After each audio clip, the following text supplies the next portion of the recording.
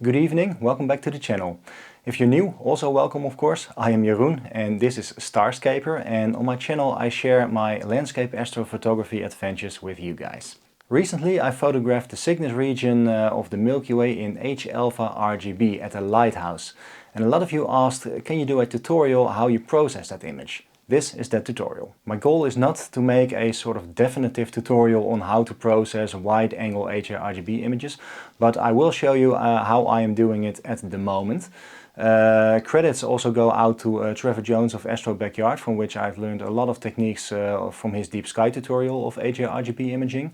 I've also learned quite a lot from Alan Wallace and from some chats with Matej Mlakar, I hope I pronounce your name right, on how to process HaRGB wide-angle images specifically. So be sure to check those guys out if you haven't already, of course. It's become a pretty long one, so I've made sure I included chapters with timestamps in the description below so that you can skip to a specific part you want to see or can rewatch a specific part which you want to see again. So without further ado, let's dive right in. So we are into Lightroom now, and as you can see I've loaded all my images. We are going to work on 3 images basically. The first is a stack of our RGB sky shots, which you can see here. After that we are going to make a stack of the H-alpha version, which is the red pictures, and we are going to blend that later with the foreground shot, as you can see below. I'll start by processing my sky images of the RGB stack as usual.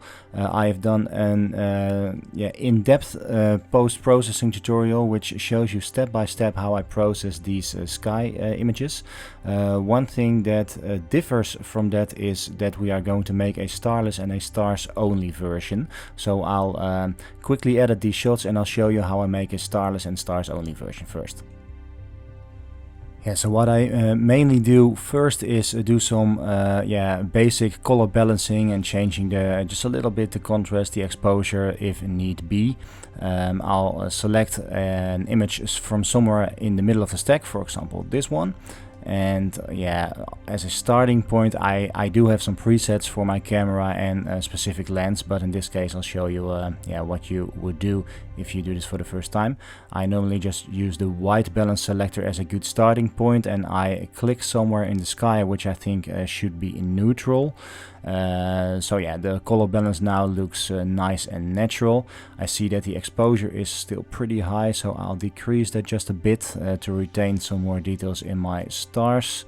And yeah, we have a pretty good color balance here as a starting point. And what I do now is I go back to the overview and I copy these settings and I just paste them, I sync them over the other shots, so that they all have the same editing. I just forgot something because I want to make sure that there is no sharpening applied at the moment, and I will also remove chromatic aberrations and enable my profile collections on this one.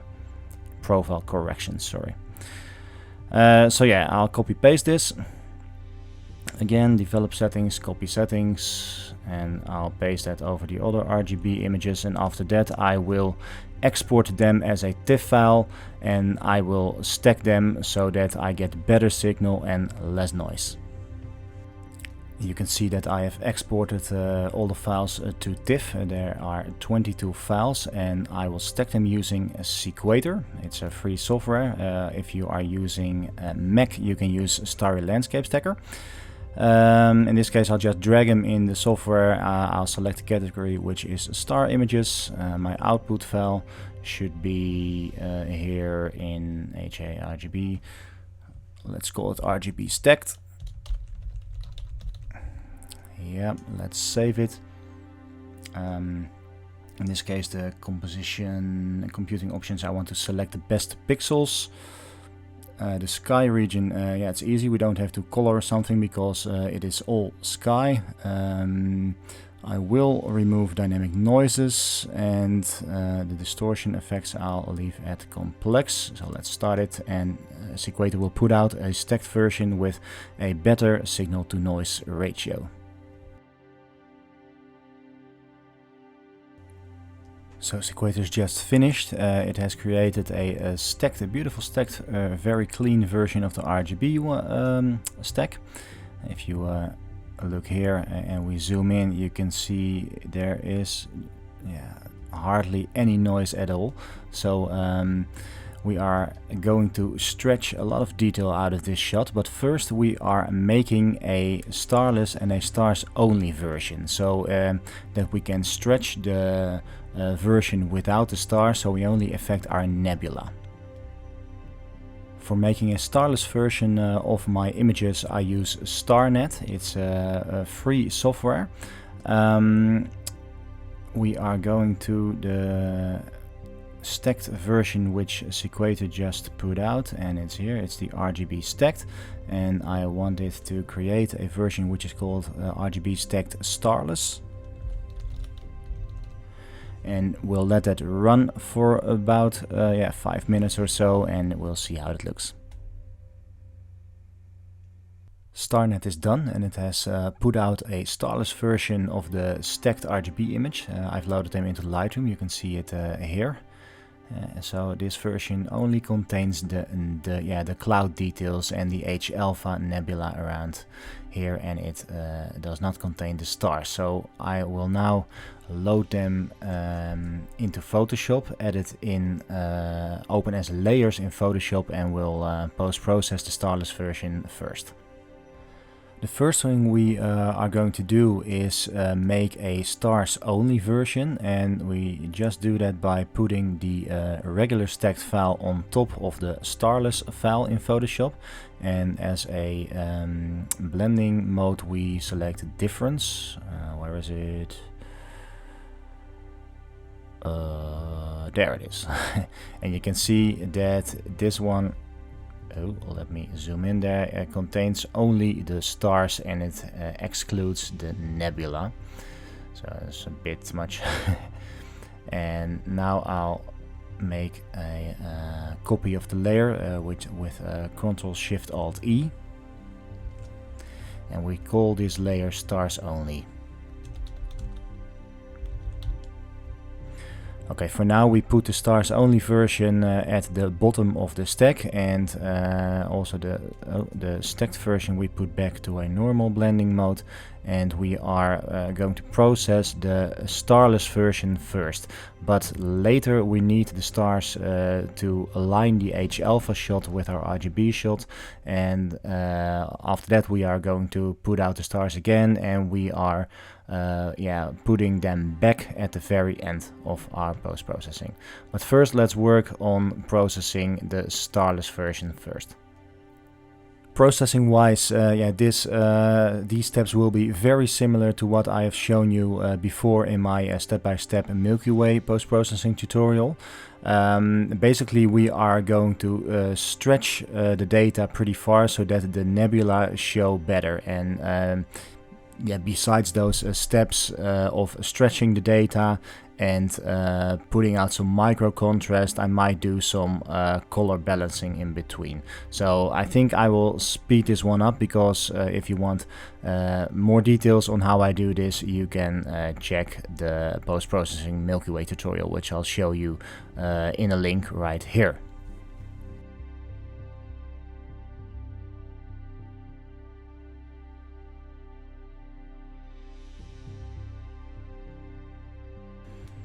Okay, so after some steps of regular stretching, you can see that the Milky Way dust lanes show up pretty nice at the moment, and the H alpha nebula are already very strong. What I'll do now, I'll make sure that the H alpha nebula, I want to color balance that a bit more to the red, because H alpha is near the infrared spectrum, so I imagine those dust clouds to be more red than pink or purple as they show up on the back of your camera screen sometimes. So I'll do that in camera raw. And in camera raw I'll select the color mixer, and let's change the hue. I think it is mainly the magentas here. Exactly. So you can see the H alpha nebula are pretty pink, and I want them as red as possible, which is more to here. Perhaps the purples. Let me check. Nah, we'll leave the purples just as B. Yeah, you can spend a lot of time on this, of course, but for now, for the sake of the tutorial, I think this is good enough. So yeah, this is our starless version post-processed, and let's now work on adding some H-alpha detail to this RGB version. So our RGB shot of the sky is now roughly done. I'll now work on the H-alpha shots. Yeah, basically I will just repeat the steps for the RGB, which I've done for the RGB. So I'll just open something yeah, somewhere in the middle. I think the exposure looks fine here. I won't do any color balancing because that's of course not necessary, because we are going to extract a red channel only. I'll decrease the sharpening, remove chromatic aberration, and enable the profile correction, as I did also with the RGB shots. Yeah, I think this looks fine. I'll export them as TIFF and I'll stack them as I did with my RGB, and after that I will also make a starless version of the H-alpha.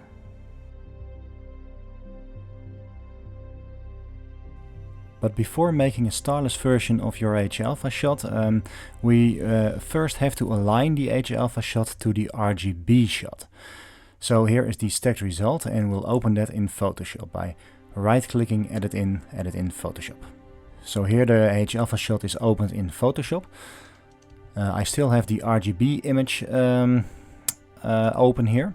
And temporarily we will make a version with stars. I'll just put the stars layer on top of the normal stacked and edited version.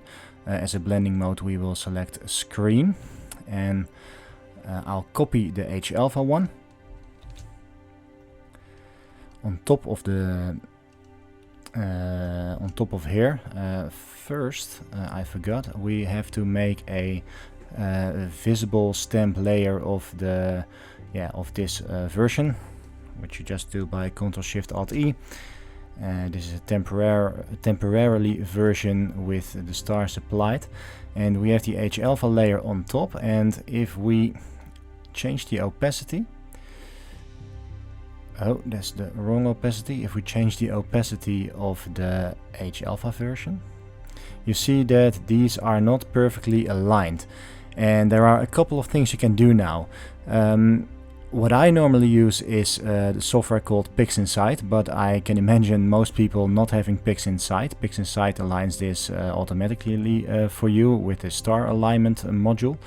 You can also do it manually in Photoshop by using the how's it called, the free transform tool, I think. And yeah, you will just have to yeah, just twist and turn your image until it is aligned as you want. But sometimes Photoshop can also do it automatically, and that is what we will attempt first. So we first select those two layers, the H-alpha version and the RGB version with stars. And we go to Edit and Auto Align Layers, and we'll just leave this on auto. Sometimes it works, sometimes it doesn't. If it doesn't, you'll have to yeah, work on it by hand, manual. But let's first see what Photoshop does. I'll just leave everything at auto. And it looks like it is doing a pretty good job. Let's change the opacity of the H-alpha layer here. And yep, as we can see, this has done a perfect job. So excellent. Well, maybe not 100% perfect, but yeah, you can see here at the corner it doesn't align totally, but I think because we are using only the nebula from the H-alpha shot, I think it is aligned well enough in this case. So what we'll do now, we will crop both layers so that we have a 100% overlap between them. And so we'll, I don't have to be very precise for this tutorial's sake, but let's say something like this is good. We'll crop it.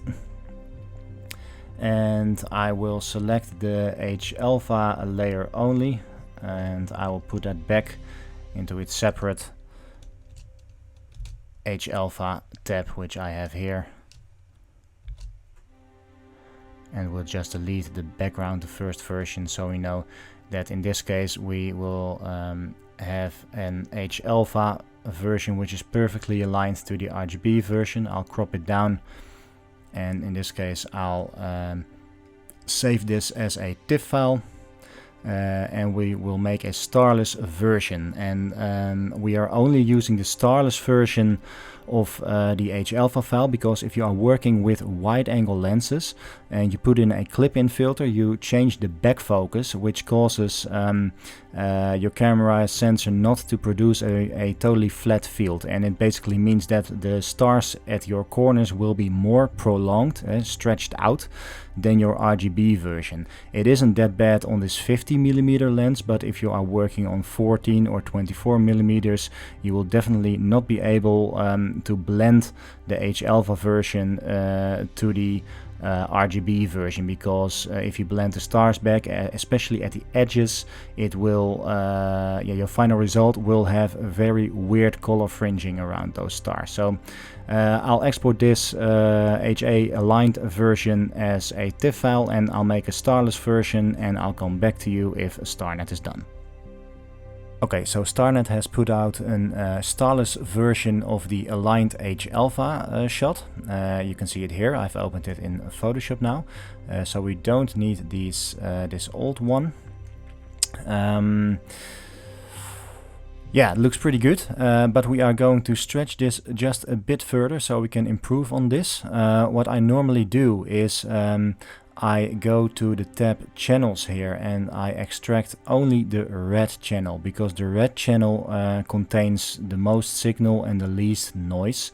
As you can see here, the green and the blue channels are very weak and they don't really add something to the image. So I'll just select the red image, Ctrl A, Ctrl C for copy, and I'll open a new tab here. Yeah, from the clipboard, that's fine. Grayscale, I'm not sure if 8-bit or 16 bits makes any difference, but just to be sure I'll select 16 bits. Okay, so we have a blank canvas. I'll paste the red channel from the starless version in here, and now I will basically just do some regular stretching, add some micro contrast perhaps, and maybe I'll speed this up, but yeah, it's basically the same. I'll just, for levels, I bring in the shadows here a bit, and then we go into the curves, Ctrl M, and we'll stretch this a bit further so that a lot more detail comes out of those nebula. Look at that.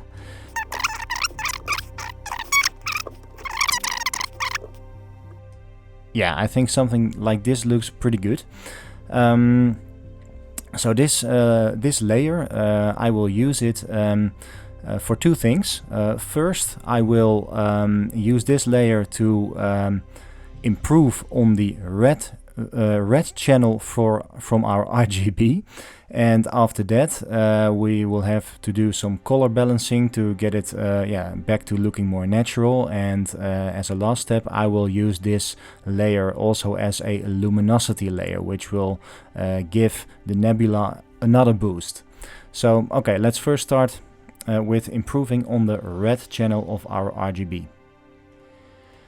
I'll go back to the RGB stacked version. The H-alpha is still in there, we don't need that anymore.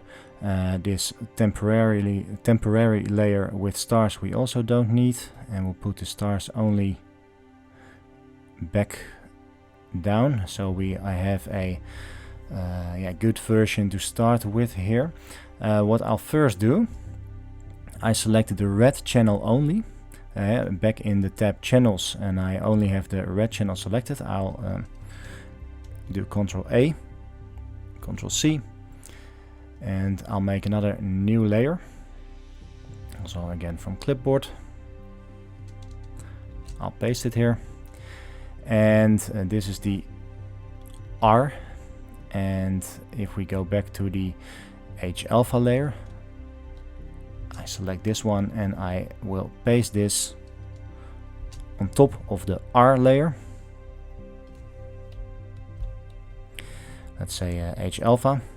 First, the H-alpha, I will blend the H-alpha layer for, yeah, somewhere around 10 to 30% or something with the R layer, which basically creates what is called an HAR version. So let's say we blend it for 25%. This was our original red file, and this is the improved red channel of the RGB. Yeah, it looks a bit cleaner and a bit stronger with more details and less noise. So I will duplicate this layer, Ctrl-Shift-Alt-E, and select this layer and paste this back into the red channel of the RGB. It is still selected here, but if you're looking to the whole image, you want to make sure that in channels you select only the red channel and you paste it over the red channel. And if we look to our RGB version, it's a lot stronger on the red, so yeah, it looks a bit pinky. Maybe we've added some colors which are a bit weird. So we will have to do some color balancing again to get a natural looking shot here. So let us work on that color balance a bit. So I'll go into filter, camera raw filter. I actually don't think it looks too bad. It's a bit overly saturated on the reds, but the saturation will go down if we use the H-alpha as a luminance layer later in the process. But it might be a bit too pink for my taste, so I'll select the magenta and pull that up to oh, that's the saturation. I want a hue. I want to make the magenta a bit more red, and perhaps the reds are also a bit too pink, so I'll slide it just a little bit to the yellow. Maybe I'll put this slider a little bit into the green and I'll make it a bit cooler so it looks a bit more blue, which, yeah, I think the night sky is nice if it looks a bit blue. It also creates just a bit color contrast in the dust lanes, so you have some bluish tones which contrast a bit more to the red H-alpha nebula. So yeah, just some minor changes from this to this, but I think this looks a bit better. Okay. So we have a color balanced version of our RGB with the improved red channel, and we will now give this another boost with a luminosity layer. So what we basically do, I'll go back to the processed H-alpha version, which was this layer. I'll copy this and I will paste it on top of our color balanced RGB shot. And the blending mode, I changed this to luminosity, which is down here. And this is of course way too much, but if we decrease it, you can see, if we just pull this up just a bit, that the nebula really start to pop, and they also become a bit less saturated, which I also expected. So you go from here to this, so a lot more definition in the nebula. I really love this. It's also changed the color balance just a bit again, so I'll do some work balancing this out again, and after that we'll put back the stars. But first let's go into camera raw filter again, and because the nebula look again just a bit pink.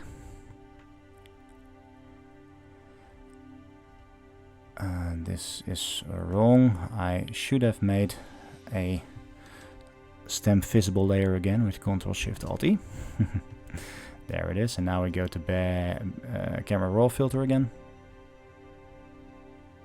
Okay, so let's go to the color mixer. Yeah, I think the saturation of the reds can be increased. Maybe this is a bit a bit exaggerated, but for this example, let's just check it out. Yeah, this might be all it needs just to get back some color. I might like to do some color grading on the shadows, because it looks very black, the sky, which it of course is, but sometimes it looks good if you just add a bit of a blue tint to the shadows. I'm not sure if I am happy with it in this case, but let's see before and after here. It's very subtle. I like this color balance, yeah. Okay, yeah, you can do of course a lot more work on your color balancing and getting some micro contrast out of it, but it would go too far for this tutorial. So we have a starless version which is enhanced with the H alpha shot. What we are going to do now is put the stars back. We have our stars only version here at the bottom, and we'll just drag that up. But let's first check if the star color looks good, because I think it might look a bit too aqua-ish. So I'll just I have just changed the blending mode back to normal here, and we go back into camera raw filter again. Because stars have colors ranging from blue to yellow, orange, and even red. And yeah, what I do, I'll just zoom in quite a lot, and I'll go to somewhere in the corner. Yeah, it doesn't look too bad, but to really see what the color looks like, I'll increase my saturation a lot, and you see that the blues might be a bit overwhelming, so it could also be some chromatic aberration. But yeah, I think we will have to increase the warmth just a bit, see? So we have some nice yellows, blues, oranges. Yeah, I think this looks about right. Maybe I'll decrease the blue saturation just a bit, because it might be a bit too much. Yeah, I think I'm happy with this. Of course, the stars are saturated just a bit too much maybe, so we'll decrease this so it looks more natural. Yeah, still nice star color. Okay, and what we'll do now, we change the blending mode back to screen, and boom, there we have it. If you zoom in on this one, which is still busy zooming in because my PC is not that fast. Oh, I'll have to, yeah, there we go. We see that it has done a really nice job of blending back the stars, which show all sorts of nice star colors. Our nebula look good. Maybe I'll increase the contrast a bit, because the sky looks a bit washed out, but those are just some final tweaks. So yeah, I'll tweak it just a bit, and after that we will blend this shot with our foreground. I'll show it quickly because I have done an extensive tutorial on that in my how to post-process the Milky Way video, which I'll put a link up here again. So I've worked just a little bit on my foreground shot, which was also shot with the same lens on the same night at 50mm. I was standing down here, and yeah, the camera was angling up for about 45 minutes. So I've done some perspective corrections, so that the lighthouse doesn't look like it's falling off. It's still not perfect, but it's okay enough for this tutorial. I've also desaturated the color a bit. I've decreased the exposure so that it matches the sky better. Yeah, here you can also see the Milky Way. You can see the North American nebula here, the Seda region, so we know that we will have to blend it in somewhere around this spot to be accurate for that night.